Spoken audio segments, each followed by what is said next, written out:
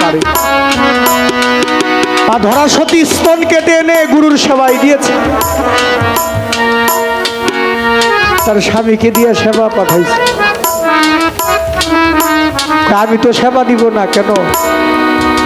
আমার ধরায় না আসলে আমি সেবা দিব না, আমার ভক্ত আসতে। ধরা আসছে সেবা দেওয়ার জন্য, স্তন কাটার জায়গা রক্ত। স্বয়ং হরি বলতেছে, মা ধরা, তো রক্ত বাহির হয়েছে, তুই কি অসতী হয়েছিস? আরে ধরা সকল কিছু বলেছে, প্রভু আমি সত্যি না সত্যি আমার চাইতে ভালো প্রভু তুমি জানো। এই জগতের মধ্যে তুমি ছাড়া কখনো ভক্তের অন্তরের খবর কেউ জানে না। কোথাও তো আমি তোমার সেবা দেওয়ার জন্য আমার কোনো ব্যবস্থা ছিল না।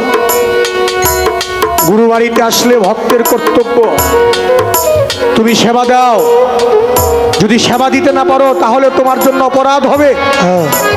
তোমার কিচ্ছু নাই ঘরের মধ্যে, তোমার চোখের জল আছে, ওই চোখের জল তুমি তোমার প্রভুর চরণের মধ্যে ঢেলে দাও।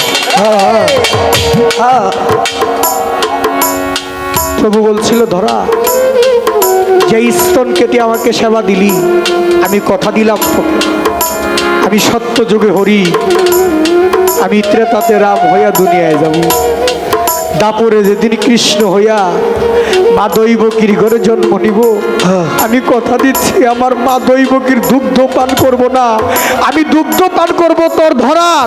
তুই সেদিন যশোদা হইয়া জন্ম নিবি, আমি তোর দুগ্ধ, তোর যে স্তন কেটে আমাকে দুগ্ধ, আমাকে সেবা দিয়েছিস, তোর ওই স্তনের দুগ্ধ আমি পান করব। যদি গুরু আর ভক্তের প্রেম এমন হইতে পারে, তাহলে ভক্তের কাছে গুরু ঋণী হইয়া যাইতে পারে।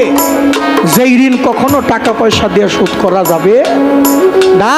তাই প্রমাণ আছে, সত্য যুগে হরি, ত্রেতাতে রাম, দাপরে কৃষ্ণ হইয়া যখন দৈবকীর ঘরে জন্ম নিয়েছিল কংসর কারাগারে, সেদিন থেকে ওই ভগবান শ্রীকৃষ্ণ লালিত পালিত হয়েছিল মা যশোদার ঘরে, আর দুগ্ধ পান করেছিল মা যশোদা।